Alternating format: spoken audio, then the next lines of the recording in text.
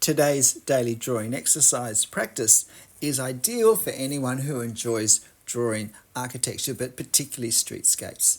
It's part of a Scottish village main street, High Street, I guess it's called there.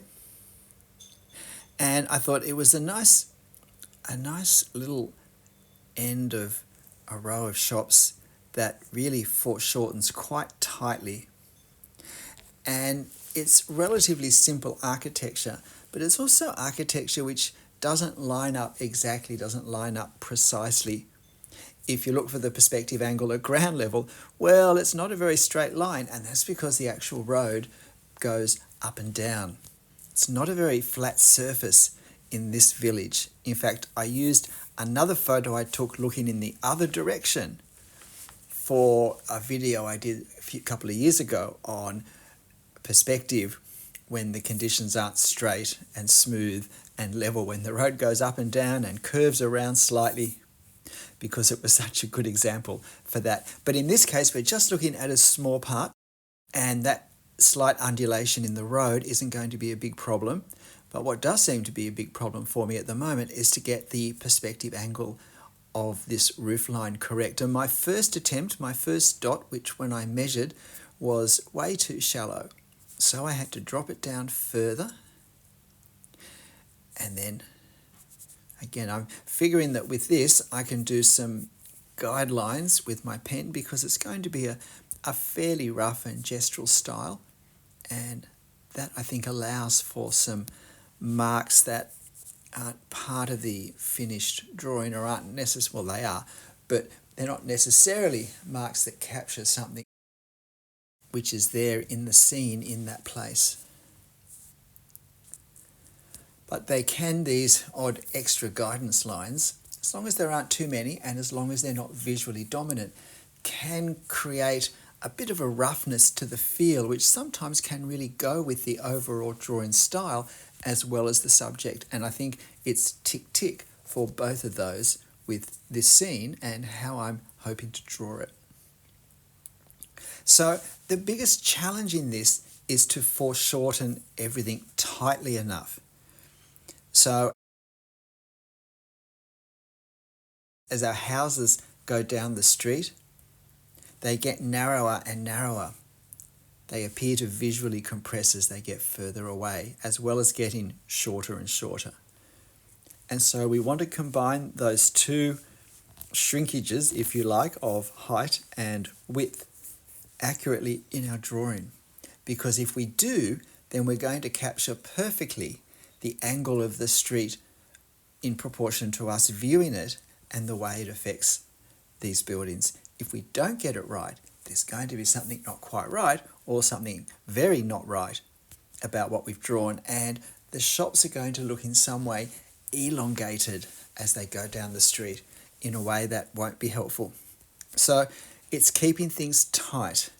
And I always find it's helpful for me to realize when I'm doing an area of foreshortening such as this, which is quite often, to keep reminding myself my danger is going to be that I spread too far down the street, that I'll allow just a millimetre of extra width everywhere where there's width, and that will add up to a centimetre or two of overreaching down the far side, even on a drawing as small as this. And so this is the sort of scene where we particularly have to allow for the width of our pen, where a millimetre wide or a 0.1 millimetre wide line, as it is in this case, actually has a width that the photo doesn't, that the edges captured by the camera don't have.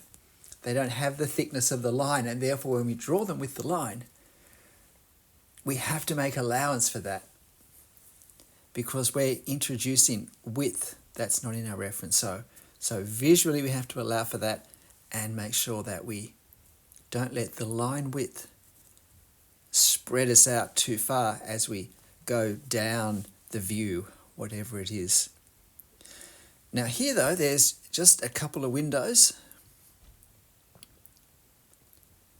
of width, and we have two larger ones on the side.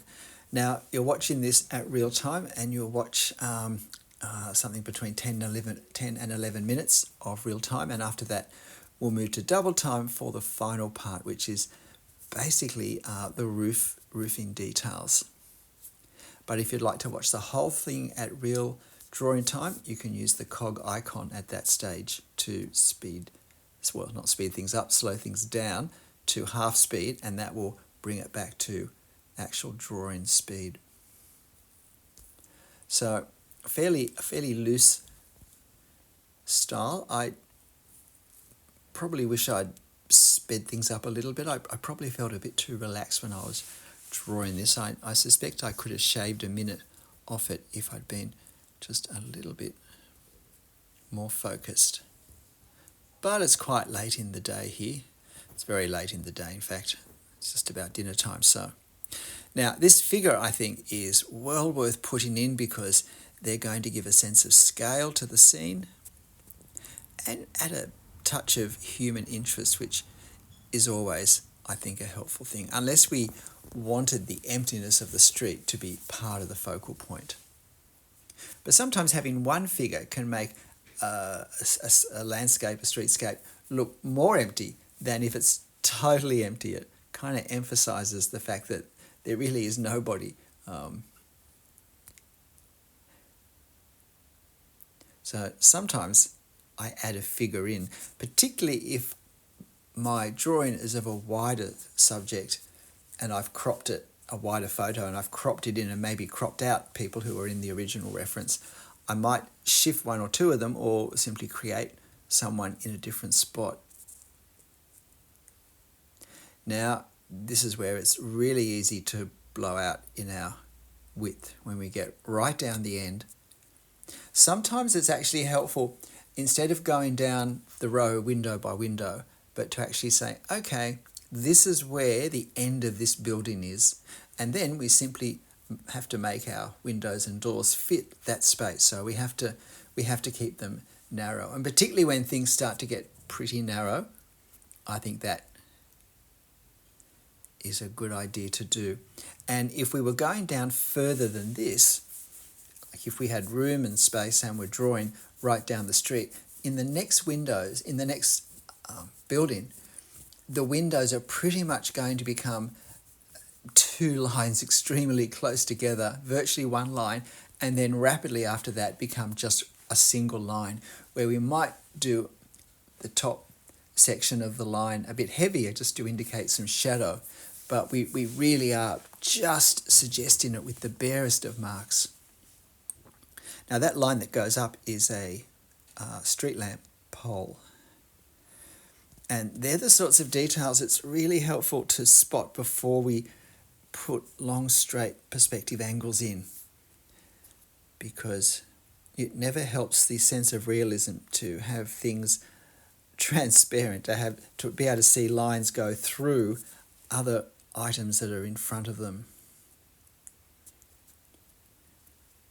So it's just one of those, before we start, a quick plan.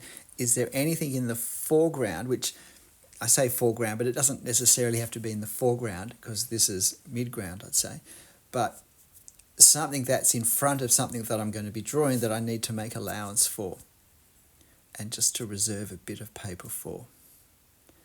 So just finishing now. This streetscape, there's just a bit of darkness there for a sign that is above a shop window. There's two large shop windows here that surround a door. It was a really hot day. It was about 30 degrees, just over 30 degrees in Scotland, so there really weren't many people out. In fact, we just stopped for a drink and we kind of wished we had somewhere cool to go as well. It was very hot here. And now, now I put a line there carelessly for the chimney, and now I realise, I haven't done the roof to sit the chimney on. But I don't waste time worrying about something that I can't worry about, and I'm hoping that it'll make more sense by the end. So trying to position where this chimney on the end goes up to, and you can see me making a bit of a right angle triangle there to help me plot the height. which I can do because I'm trying to draw this actual size. And that just helps me with the angles.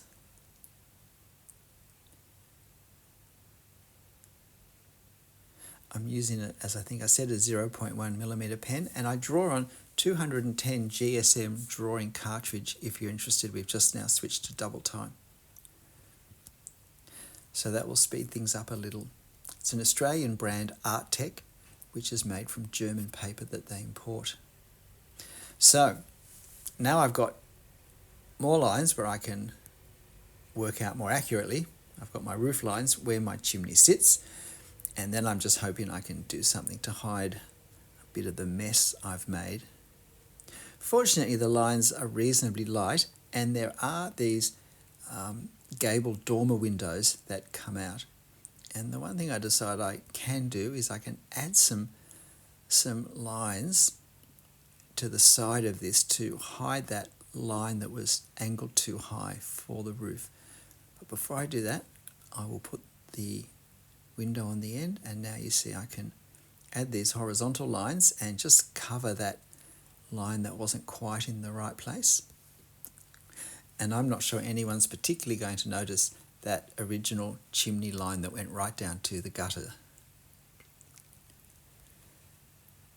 And then I do the other dormer windows, and then we're pretty close to being finished, but I decided I'll just put a hint of the road in.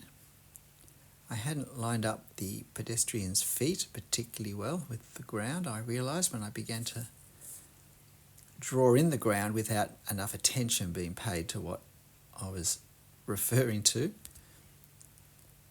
Even at the end, we pay insufficient attention observing our reference at our peril. In fact, it's even worse when we mess something up right at the end because we kind of felt we were home and hosed and we just didn't pay the attention we needed, and so suddenly we mess up something that, while it's not particularly important visually to the overall scene, it sort of messes things up. G'day, I'm Stephen Travers. If we enjoy drawing architecture and streetscapes, hey, it's great to practice foreshortening along a streetscape, even if it's a simple, modest village streetscape, to practice our foreshortening and to learn to get it really tight in the right proportions. And that way, when we are on location or we're doing something fairly grandiose, our skills don't let us down. And please remember the like button for me. But hey, whatever you draw and however you draw it, make sure you have fun. I'll see you next time. Bye.